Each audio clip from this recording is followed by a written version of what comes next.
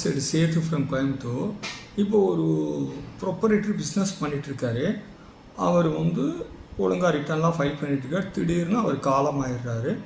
அப்போ அவங்களுடைய legal hours என்ன பண்ணுறாங்க அப்படின்னா, கட்ட வேண்டிய பணத்தை கட்டி ஆர்சியை ப்ராப்பராக சரண்டர் பண்ணி முடிச்சிடுறாங்க.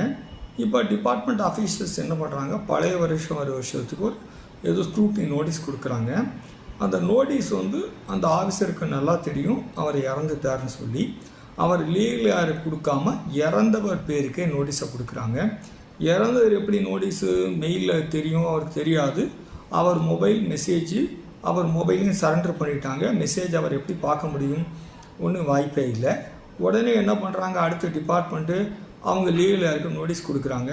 ஆர்டர் போட்டுட்டு இந்த மாதிரி அரியர்ஸ் கட்டணும், நோட்டீஸ் கொடுத்தோம் ரெஸ்பான்ஸ் இல்லை, ஆர்டர் போட்டோம் அப்பீலும் போகலை, டிமாண்ட் கன்ஃபார்ம்டுன்னு.